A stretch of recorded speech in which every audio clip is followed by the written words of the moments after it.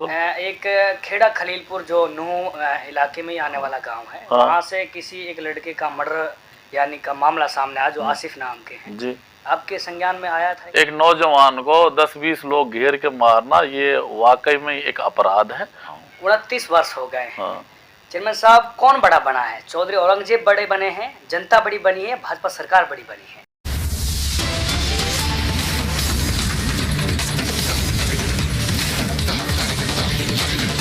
मैं हूं आपके साथ प्रदीप शर्मा और आप देख रहे हैं मेरे साथ एक बार फिर पूछता है मेवात। तो आज के हमारे मेहमान हैं पूछता है मेवात में हरियाणा हज कमेटी चेयरमैन और भाजपा नेता चौधरी औरंगजेब। सबसे पहले चेयरमैन साहब बहुत बहुत स्वागत है आपका हमारे चैनल पर। आपका स्वास्थ्य कैसा है? मैं बिल्कुल ठीक हूँ और मैं ऊपर वाले से प्रार्थना करता हूँ कि आप सब भी ठीक होंगे। चेयरमैन साहब कितने वर्ष हो गए भाजपा सरकार से जुड़े हुए? मुझे आज लगभग 29 साल भारतीय जनता पार्टी से जुड़े हुए हो चुके हैं और उससे पहले मेरी जो स्टार्टिंग जो मैंने राजनीतिक में जो कदम रखा है वो भारतीय जनता पार्टी में ही रखा है और आज तक मैं भारतीय जनता पार्टी का ही सिपाही बनकर काम कर रहा हूँ। 29 वर्ष हो गए। हाँ। चेयरमैन साहब कौन बड़ा बना है? चौधरी औरंगजेब बड़े बने हैं, जनता बड़ी बनी है, भाजपा सरकार बड़ी बनी है 29 साल में, क्या देखते हैं? देखो जी, मैं तो 29 साल में यही बताऊंगा कि भारतीय जनता पार्टी बड़ी बनी है। भारतीय जनता पार्टी के हम कार्यकर्ता हैं और पार्टी के विचारों को और पार्टी की जो कार्यशैली उन्हीं के ऊपर हम लोग काम करते हैं। पार्टी की जितनी भी कार्यशैली उनको हम पब्लिक में जनता में पहुंचाते हैं। पार्टी से बढ़कर कोई नहीं है। हमारा पार्टी का सिद्धांत है कि नंबर 1 पे देश, दूसरे नंबर पे पार्टी और तीसरे नंबर पे स्वयं। चेयरमैन साहब आप कह रहे हैं कि भाजपा बड़ी बनी है, बल्कि जनता को बड़ा बनना चाहिए था। भाजपा तो जनता के लिए काम करती है। नहीं, भारतीय जनता पार्टी जनता को काम करती है। जनता ने ही तो भारतीय जनता पार्टी को बढ़ाया है। जब जनता का विश्वास भारतीय जनता पार्टी के अंदर पैदा हुआ है तभी तो भारतीय जनता पार्टी को जनता ने वोट देकर जो है पूरे देश की हुकूमत उनके हाथ में सौंपी है। तो जनता भी बड़ी है और पार्टी भी बड़ी है और देश भी बढ़ा है। चेयरमैन साहब मेवात को आप पिछड़ा इलाका मानते हैं नहीं मानते? नहीं, मेवात एकदम पहले बहुत पिछड़ा हुआ एरिया था। ऐसे प्रधानमंत्री हमारे माननीय नरेंद्र मोदी जी थे जिन्होंने जो ये सबसे पिछड़ी फहरिस्ते में जो है मेवात का था। आज जो है वो लगभग 18वें नंबर पे ये मेवात का जिला जो है ऊपर पहुंच चुका है और यहाँ हमारे आदरणीय मुख्यमंत्री जी ने भी और प्रधानमंत्री जी ने भी स्पेशल ही मेवात की तरफ तवज्जो दी है। मेवातियों को बहुत ही इज्जत दी है। और रही बात ही कि आपको पता है कि पिछले जब चुनाव हुए थे उनमें भी मेवात के लोगों ने बीजेपी के लिए कोई विधायक नहीं दिया था और इस बार चुनाव हुए थे इसमें भी कोई बीजेपी को कोई मेवातियों ने कोई विधायक नहीं दिया था। कारण क्या है? क्योंकि भाजपा जब जनहित के लिए काम करे फिर भी लोग भाजपा के साथ जुड़ना पसंद नहीं कर रहे हैं। नहीं, अब मेवात के जो लोग हैं ये रूढ़िवादी हैं। इनके ऊपर पहले से ही कांग्रेस ने और इनको अनपढ़ रखा है, इनको पढ़ाई लिखाई से वंचित रखा है, इनको ऐसे भय बिठा रखा था कांग्रेसियों ने और अन्य पार्टियों ने। पतना बीजेपी तो अगर देश में आ जाएगी तो पतना तुम्हें खा जाएगी, तुम्हें दुनिया से बेदखल कर देगी, या जैसे एक सांप होता है ना काला नाग, तो इन बीजेपी को तो दूसरी पार्टियों ने मुसलमानों के सामने काले नाग के रूप में पेश किया है। जिस तरीका से नाग के डसने से 1% मौत होती है, 99% मौत तो उसके सदमे से होती है। तो भारतीय जनता पार्टी तो सबका साथ, सबका विकास, सबका विश्वास पे काम करती है। हमारे यहाँ कोई हिंदू, मुस्लिम, सिख, ईसाई ऐसा कोई यहाँ चलन नहीं है। हम तो पूरे देशवासियों को बराबर सम्मान देते हैं, बराबर इज्जत देते हैं। आपको पता है कांग्रेस के ज़माने में यहाँ नौकरियों पे बोलियां लगती थी, लोगों के खेत रख दिए जाते थे, तब जाके नौकरियां मिलती थी। आज मेवात में 29 जेई एक साथ लगे हैं। ये हमारा आदरणीय मुख्यमंत्री और प्रधानमंत्री की देन है और निष्पक्ष जिन्होंने पारदर्शिता को साबित करके दिखाया है और यहाँ के एक घर में से दो दो तीन तीन लोग जिनको बिना रिश्वत के, बिना पर्ची के, बिना खर्चा के नौकरी मिली है। पहले यहाँ थानों में दलालियां होती थी बैठ के, आज दलाल लोगों को जगह नहीं है मिलने के लिए। अब कांग्रेस तो ये बौखलाई हुई है, छोटे मोटे कोई हादसे हो जाते हैं इनको पर ये लोग पार्टी को टारगेट करते हैं। तो ये लोग, जबकि हमारी पार्टी का तो कोई मन में ऐसा पाप ही नहीं है, हम तो सबको साथ लेके चलते हैं। चेयरमैन साहब, एक आपकी तस्वीर सोशल मीडिया पर वायरल हो रही है जिसमें आप प्राइम मिनिस्टर नरेंद्र मोदी जी से मुलाकात कर रहे हैं, उनसे हाथ मिला रहे हैं, तो क्या बात ऐसी हुई थी प्रधानमंत्री जी से आप? नहीं, प्रधानमंत्री जी जो नरेंद्र मोदी जी है, मैं आपके चैनल के माध्यम से कहता हूँ, वो हमारे बड़े भाई हैं, हमारे दोस्त हैं, वो हमारे साथ रहे हैं, हमने उनके साथ काम किया है, हम उनको रूबरू, हम एक साथ हम चाय भी पीते हैं, खाना भी खाया है, हम बहुत क्लोज मित्र हैं।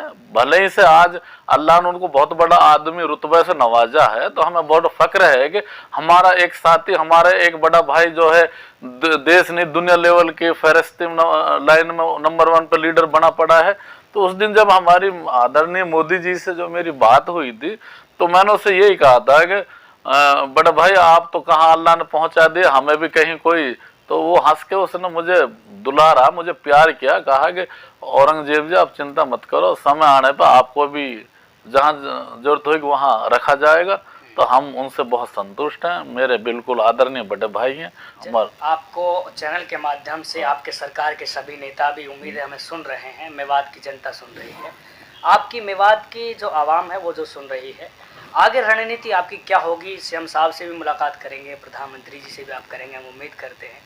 तो किस तरीके से मेवात की समस्याओं को लेकर बातचीत की जाएगी, कैसे बदलाव होगा? नहीं देखो, अब आदरणीय हम नरेंद्र मोदी जी को भी बताएंगे यहाँ की बातों को, मुख्यमंत्री जी से भी बात करेंगे।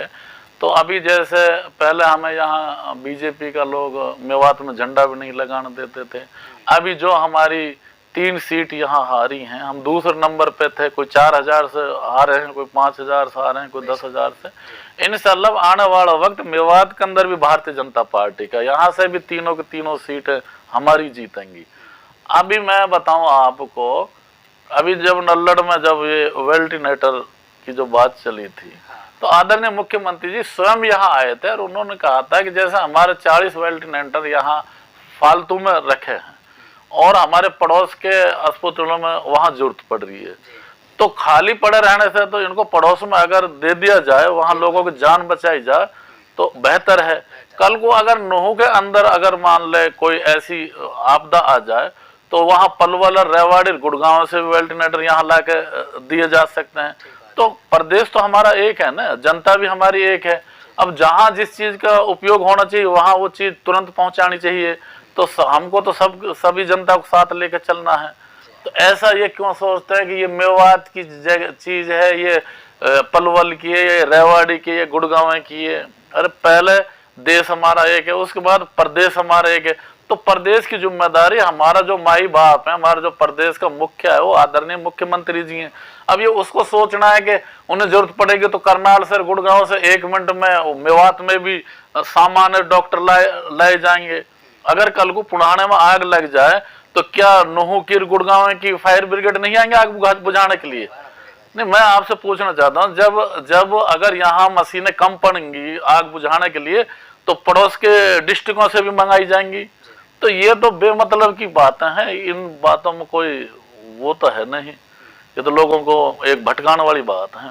एक खेड़ा खलीलपुर जो नूह इलाके में ही आने वाला गांव है, वहाँ से किसी एक लड़के का मर्डर यानी का मामला सामने आया जो आसिफ नाम के हैं जी, आपके संज्ञान में आया था ये कुछ? नहीं, मैंने भी सोशल मीडिया दुनिया के सब तरह के, देखो ये न्यूज़ तो पूरी वायरल हो चुकी है, देश विदेशों तक पहुंच गई है। उस लड़का जो नौजवान के साथ जो ये हादसा हुआ है, काफ़ी ये निंदनीय बात है। किसी भी कास्ट का हो, किसी भी बिरादरी का हो, एक नौजवान को 10-20 लोग घेर के मारना ये वाकई में एक अपराध है। और फिर हमारा प्रशासन, हमारी सरकार पूरी मुस्तैदी के साथ निष्पक्ष तौर पे वो जांच कर रहे हैं, जांच में जुटे हुए हैं और दोषियों को कड़ी से कड़ी सजा मिलेगी। हमारे आदरणीय मुख्यमंत्री जी भी बिल्कुल ही न्याय के पक्ष में है और हमारी सरकार भी न्याय के पक्ष में है। हमारे यहाँ ऐसा कोई भेदभाव नहीं है कि भाई मुसलमान है या हिंदू है, अब उसके बेचारे की मौत ही वो लोगों ने किस साजिश के तहत उसको मारा, वो सारी जांच पड़ताल सामने आ जाएंगी। और हमने जो अभी आप जैसे लोगों के माध्यम सुना कि 6 लोग गिरफ्तार भी कर ले, कुछ और करे जा रहे हैं। कल वहाँ हमारे उपायुक्त महोदय, हमारे एसपी साहब भी पहुंचे हैं, हमारे डीजी साहब भी पहुंचे हैं। तो प्रशासन पूरा अपना काम कर रहा है। कुछ लोग भटकाते हैं। आसिफ भाई की मौत का हमें भी दर्द है, हमारा भी भाई है वो, ऐसा नहीं है कि हमें कोई उनकी मौत से कोई, अब भाई तो देखो क्या कोई नाजायज तो कोई, चाहे कोई हिंदू को मारे चाहे मुसलमान को मारे, नाजायज तो नाजायज ही है।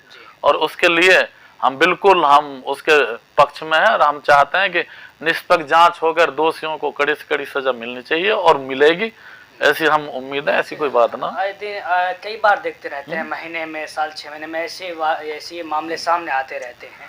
समाज को क्या मैसेज देना चाहेंगे आप इस तरह के जो? देखो, मैं समाज को ये मैसेज देना चाहता हूँ कि देखो, जब परिवार बढ़ता है तो कुछ लोग खुराफाती भी होते हैं। एक बाप के 5 बेटा तो कहा तो 4 बेटा बड़ा नहीं करे, एक बेटा बहुत नालायक है। तो अब इतना बड़ा समाज है, कोई न कोई खुराफात ये हो जाता है। इसको ना तो कोई प्रशासन चाहता है कि भाई ये खुराफात करें, ना ही सरकार चाहती है, ना ही कोई हिंदू चाहता है, ना मुसलमान चाहते हैं। कुछ लोग तो शरारती तत्व है, लेकिन इन पे लगाम कसने की बहुत सख्त जरूरत है। प्रशासन भी अपना पूरा काम कर रहा।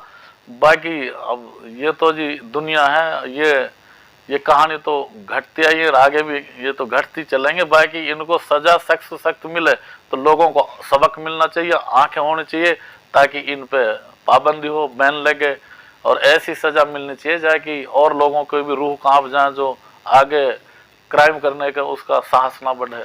चेयरमैन साहब, 29 वर्ष हो गए हैं, सफर 29 वर्ष का हो गया भाजपा के साथ। हाँ। किसी कोई ऐसा दिन आया आपको महसूस हुआ हो कि भाजपा सरकार के साथ जुड़ना हमर को गलत कदम उठा लिया, महसूस हुआ आपको कभी ऐसा? देखो जी, मैं आज आपको बताऊं, मेरे से एक वक्त ऐसा आया था, मेरा पूरा परिवार, मेरा अपना परिवार, मेरा पूरा गांव सब मेरे खिलाफ हो गए थे, बच्चा बच्चा। सिर्फ मैं और मेरी बीवी, हम दोनों साथ रहे थे। मतलब यहाँ तक कि लोग हमें ब्याह शादियों में भी हमें ढंग से दावत नहीं देते थे। तो जो यहाँ के हिंदू जो बनते थे बीजेपी के, वो उनमें से टच रहते थे, वो उस टाइम बीजेपी की बुराई करते थे। लेकिन मैं शुरू से ही, मेरा एक एम था कि मैं जो बीजेपी के, जब मैंने दामन थामा था तो मैं मजबूताई से मैं रहा था। और यदि बीजेपी की किसी ने बुराई करी, मेरे रिश्तेदार ने भी, मैंने उससे रिश्ता खत्म कर दिया था। मेरे यहाँ तक लड़कियों के भी रिश्ते दो मतलब छूट गए थे, खत्म हो गए थे। मुझे बीजेपी में जितना सुकून मिला, जितना मुझे वहाँ मान सम्मान मिला, ऐसा मुझे कोई भी एक बात ऐसी मुझे नहीं मिली अगर भाई ये बीजेपी वाले मुसलमानों से चिढ़ते हैं या हमको ये प्यार नहीं करते हैं या हमें ये लोग फर्क समझते हैं। आदरणीय नरेंद्र मोदी जी के ऊपर भी जब गुजरात कांड का जब इल्जाम लगा, मैंने भी बहुत बारीकी से आदरणीय मोदी जी के नजदीक बातें करी, उसके साथ रहा, उसके साथ बहुत तरीका से मेरा मन था कि मैं कुछ व्यू मेरे सामने आया कि भाई इनकी ऐसी कोई, लेकिन मुझे माननीय प्रधानमंत्री की नियत में भी कोई मुझे फर्क नहीं पाया। ये अल्लाह जाने कौन शरारती तत्व हैं, कहाँ से ये। अब ना तो जाते जाते आपको चैनल के माध्यम से आपके पार्टी के लोग, आपको कांग्रेस सरकार के लोग, आपको यानी पूरा प्रदेश सुन रहा है, क्या मैसेज आप देना चाहेंगे जाते जाते? नहीं, मैं जाते जाते पूरे प्रदेश को यही मैसेज दूंगा कि इस कोविड-19 की महामारी में आप लोग सतर्क रहें, सावधान रहें, मास्क लगाएं, 2 गज की दूरी बना कर रखें, जो है हमारे जो हेल्थ डिपार्टमेंट की जो गाइडलाइन है उनका पालन करें और कम से कम निकलने की कोशिश करें। बाकी कुदरत जब सबको सही सलामत रखेगा, मैं ये भी महीना 2 महीना महामारी ख़त्म हो जाएगी, हम ऊपर वाले दुआ करते हैं, फिर आपस में मिलते जुलते रहेंगे, काम की रफ्तार भी बढ़ाएंगे। अब जितने भी काम हो रहे हैं अब भी हो रहे हैं। मैं तो यही कहूँगा कि अल्लाह ताला परमात्मा सब भाइयों को, पूर्व प्रदेश वासियों को खुशहाल रखे, भाईचारा कायम रखें और गलत अफवाहें ना फैलाएं, गलत अफवाहों से सावधान रहें, एक दूसरे की मदद करने के लिए तैयार रहें, एक दूसरे की हिम्मत बंधाएं। भाई यही मेरा तो प्रदेश की जनता से आग्रह है। चेयरमैन साहब, हमारे साथ जुड़ने के लिए बहुत बहुत धन्यवाद आपका, बहुत बहुत शुक्रिया। शुक्रिया जो आप लोग, आपका चैनल जो हमारे पास यहाँ आया, हमारी आवाज़ को आपके माध्यम जो आप आगे तक पहुंचाना चाह रहे हैं, मैं भी आपका दिल की गहराइयों से शुक्रिया अदा करता हूँ। बहुत बहुत धन्यवाद। ये चेयरमैन साहब थे, हरियाणा हज कमेटी चेयरमैन। पूछता है मेवात प्रोग्राम में आज इनसे तीखे सवाल किए, मीठे सवाल किए, आपके जो स्वयं हमें भेजे गए सवाल थे वो सवाल किए। चेयरमैन साहब ने खुद पे खुद यानी बखूबी मुस्कुराते हुए सारे सवालों के जवाब दिए। उम्मीद ही नहीं, खैर विश्वास है चेयरमैन साहब पर कि मेवात की जिस तरीके से मेवात के प्रति जिस तरीके से इनकी भावनाएं हैं, जिस तरीके से आपको बता रहे थे कि अब मेवात में भी विकास की गंगा बहेगी। मेवात की समस्याओं को लेकर जल्द ही प्रदेश के मुख्यमंत्री आदरणीय मनोहर लाल खट्टर जी से मुलाकात करेंगे और उनको समस्याओं के बारे में बताया जाएगा, इनकी यानी कि अवगत कराया जाएगा ताकि मेवात की समस्याएं खत्म हो। फिलहाल के लिए दोस्तों दीजिए इजाज़त। यहाँ कभी भी खबरों का सिलसिला नहीं थमता।